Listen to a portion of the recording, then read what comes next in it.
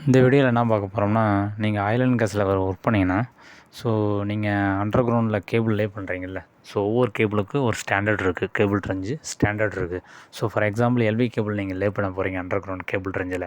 So அப்படின்னா அது வந்து கேபிள் ட்ரெஞ்ச் ஸ்டாண்டர்ட் எப்படி இருக்கணும்னா, ஸோ எல்வி கேபிள் நீங்கள் லே பண்ண போகிறீங்கன்னா அந்த கேபிள் ட்ரெஞ்சோட ஸ்டாண்டர்ட் எப்படி இருக்கணும்னா, ஸோ கேபிள் ட்ரெஞ்சோட டெப்த்து பார்த்தீங்கன்னா 600 mm இருக்கணும். ஓகே, அதுவே வித்து பார்த்தீங்கன்னா 300 mm. இது எல்வி கேபிளுக்கு. ஓகே, இது எல்வி கேபிளுக்கு.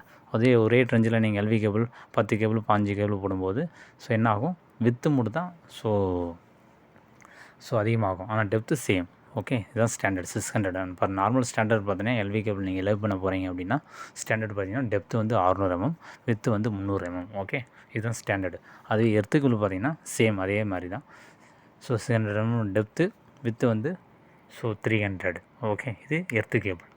அதுவே கச்வி கேபிள் பார்த்தீங்கன்னா, ஸோ நீங்கள் ஆயில் அண்ட் கேஸில் நீங்கள் ஒர்க் பண்ணும்போது நீங்கள் கச்வி கேபிள் போட போகிறீங்க ட்ரெஞ்சில் அப்படின்னா அதோட ஸ்டாண்டர்ட் எப்படி இருக்கணும்னா, கச்வி கேபிளுக்கு ட்ரெஞ்சோட ஸ்டாண்டர்ட் பார்த்தீங்கன்னா டெப்த்து பார்த்தீங்கன்னா 1 மீட்டர் இருக்கணும். ஓகே, இதெல்லாம் மினிமம் சொல்கிறது. அதுக்கு மேலே இருந்தால் ஓகே, அது கம்மியாக இருக்கக்கூடாது. இதை நான் சொல்கிறதெல்லாம் மினிமம். ஓகே, இது மினிமம் இந்த ஸ்டாண்டர்ட் இருக்கணும்.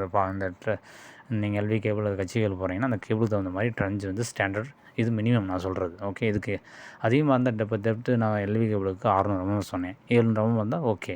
அதே வித்து வந்து 300 mm சொன்னேன், 400 mm வந்தால் ஓகே. ஆனால் அதோட கம்மியாக இருந்தால் அது வந்து நீங்கள் வந்து ஆர்எஃப்ஐ போகும்போது இந்த கேபிள் ட்ரெஞ்சை வந்து ரிஜெக்ட் பண்ணிடுவாங்க. ஸோ நீங்கள் ஆர்எஃப்ஐ போடுவீங்க, ட்ரெஞ்சு ரெடி பண்ண பிறகு சிவில் என்ன பண்ணுவாங்க, ஆர்எஃப்ஐ போடுவாங்க. எதுக்குன்னா கேபிள் லைன் பண்ணுறதுக்கு, கேபிள் லைன் கிளியரன்ஸ் கொடுக்குறதுக்கு.